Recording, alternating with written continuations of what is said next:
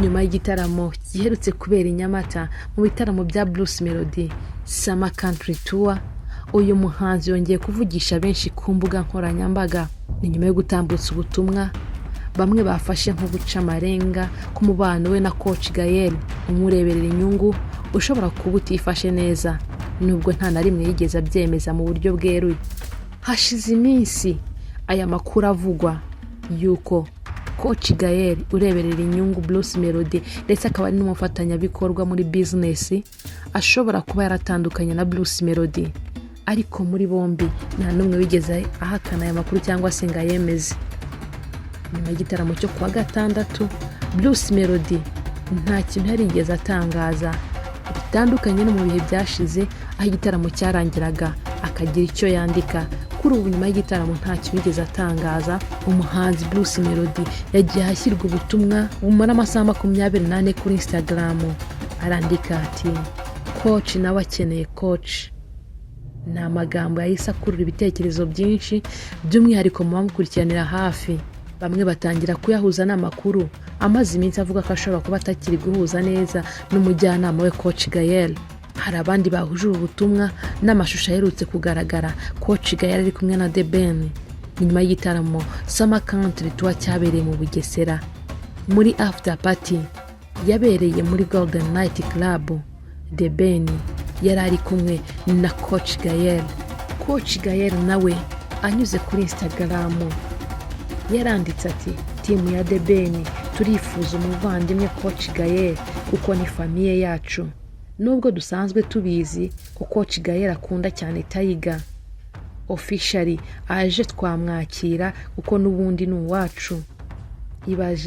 Ibaze aje asanga Muyoboke, Nopja, Fiacre, Bayingana, Uncle Austin, Clapton, Jackie B, M Izzo, Khalfan, Jaden n'abandi 99 by'abanyarwanda East Africa yose turi inyuma ya Tiger.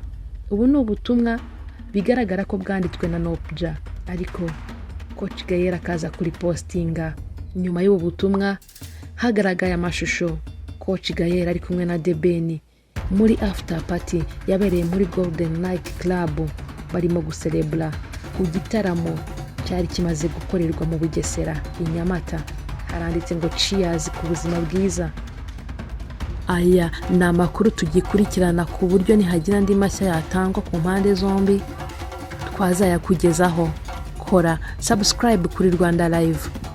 Bruce Melodie na coach Gael batangiye gukorana mu mwaka wa 2021. Kuva icyo gihe ibikorwa by'uyu muhanzi byarushijeho kwaguka, akorana n'abahanzi mpuzamahanga barimo Diamond Platnumz, Joe Boy, Shaggy, Bien-Aimé ndetse aninjira mu mishinga itandukanye yashoyemo amafaranga menshi arimo na Kigali Universe. Mu myaka yakurikiyeho Bruce Melodie yakomeje kwagura ibikorwa bye ku rwego mpuzamahanga, agaragara mu bitaramo bikomeye, agirana n'ibiganiro n'itangazamakuru mpuzamahanga ndetse anakomeza kwamamaza umuziki we hanze y'u Rwanda. Mu 2025 Bruce Melodie yasohoye album yise Colorful Generation. Na album yamamajwe ku rwego mpuzamahanga binyuze mu bukangurambaga bwashowemo amafaranga menshi. Kuri ubu akaba arimo kuzenguruka mu ntara zitandukanye ari kumwe n'abahanzi bandi mu bitaramo yise Summer Country Tour bizasorezwa tariki ya 4 mu karere ka Rubavu. Reka tutarasoza iyi nkuru tugaruke ku modoka muke wa Bruce Melodie yinjiranye ku rubyiniro. Imodoka y'agatangaza igura miliyoni 80. Benshi bo bari bavuze ngo ni miliyoni 100. Ubwo yazaga kuri stade y'akarere ka Bugesera, The Ben yaje mu modoka ya Jeep aho yari kumwe na MC Tino amufashije ku rubyiniro mu gushyushya abafana. The Ben yagira ibihe byiza mu karere ka Bugesera mu bitaramo bya Summer Country Tour, aho yabanje kwivuga ibigwi kagomba gutsinda Bruce Melodie inshuro 3 zikurikiranya. Mu guhaguruka The Ben yaje mu modoka yahuruje abantu benshi kubera ko batari basanzwe bimenyereye, ariko abandi bahuruzwa nuko ari we waje yitwaye bitandukanye nuko yajyaga agenda. Iyi modoka yari yambaye plaque yo muri Congo, ni Jeep Wrangler Rubicon yakozwe mu mwaka wa 2023. Dore ibyo wamenya kuri iyi modoka. Ni imodoka ifite amahitamo atandukanye ya moteri, aho ukoresha moteri bitewe n'icyo urimo ukoresha iyo modoka. Iyi modoka idasanzwe ifite ikoranabuhanga riteye imbere, ikaba ari imodoka y'inkazi.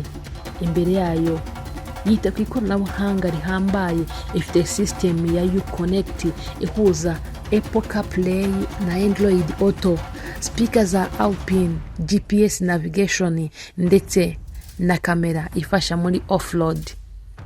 Ikindi gituma ikundwa cyane nuko ishobora gukurwaho inzugi ndetse ikaba yanakurwaho n'igisenge igahinduka nka decapo. Convertible SUV bikongera umunezero ku bakunda kugaragara mu modoka z'agatangaza nk'iyi. Ni imodoka yavugishije benshi, gusa harakibazwa ni imodoka ya debeni ifite plaque yo muri Congo cyangwa se niyo yari yatiriye. Kora subscribe kuri Rwandalive.